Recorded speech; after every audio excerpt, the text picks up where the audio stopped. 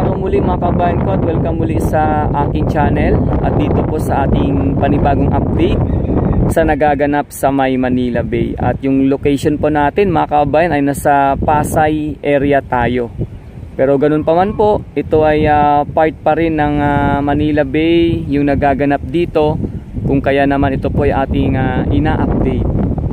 Kamakailan lamang mga kabayan, no, dito makikita natin na talagang napakalawak na dagat ang ating nasisilayan dito. Pero eto na, talagang malawak na pupunti na. At syempre ito sa ating pansin nga po, no, yung may bakod na yung pinaka-itaas ng sibol. Ayan, no, kabayan, no, binakura na po ito. At maliban po dito mga kababayan, doon naman sa may bandang unahan, meron na rin pong mga nakalagay doon, no? Ayan, unti-unti na pong may mga dumarating na mga ano dyan, mga iba pang gamit. At ayan, yung bako, busy sa kanyang ano ngayon dyan, no? Pinakatrabaho. At dito naman mga kabayan ko, tingnan nyo naman, oh, yan. Malaki na talaga yung ano, pinagbago mga kababayan. At ang dami na ditong mga nailagay sa ngayon, na tiyak na kailangan din natin abang-abangan at patuloy na i-update para sa inyo mga kababayan. Sa ngayon, tayo po ay nagpapakita lang muna dito ng bawat nangyayari o kaganapan dito nga po sa panibago na namang ginagawang pagtatambak ng buhangin sa may bahagi ng Manila Bay. At yung location nga po natin ay nasa Pasay area tayo. At dito mukhang magbubuga o magbubuhos din ng buhangin itong vessel na ito. Ayan siya, oh. Ayan. So tama nga po mga kabayan, ayan na, nagbuhos na siya ng buhangin o bumuga na siya ng buhangin. Grabe, no mga kabayan ko, kailan lang tayo dito nakapag-update ganito nakalawak, no? Ang bilis ng kanilang ano talaga dito, ang kanilang ginagawang pagtatrabaho mga kabayan. At maliban doon sa may pinakadulo pa, oh. Yan, tuloy-tuloy din yung pagbubuhos ng buhangin.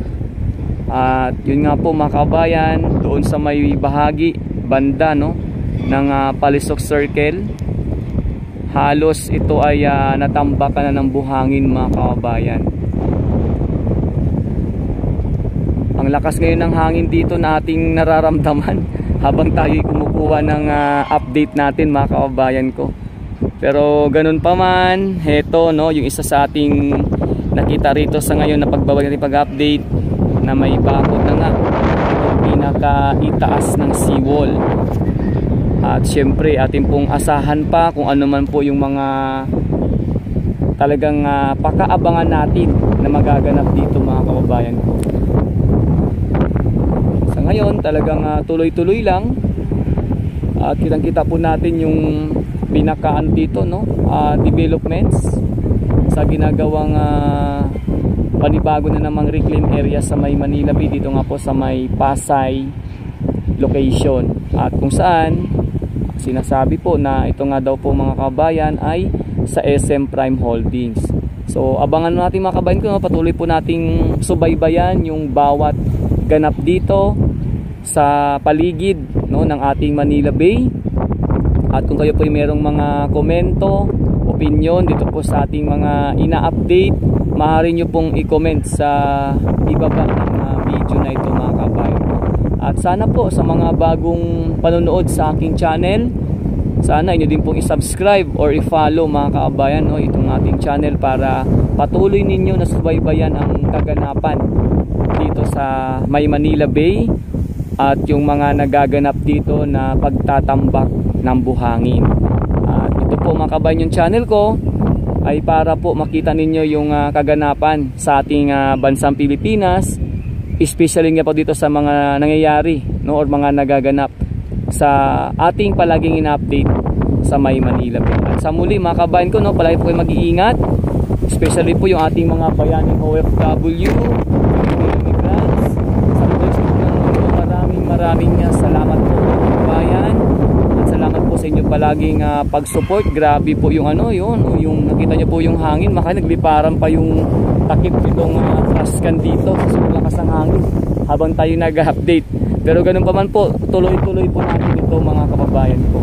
At sa muli, ito nga pala si Daddy D mga kababayan ko, at salamat po sa inyong palaging suporta. Ingat po kayo palagi. God bless us all. Maraming salamat.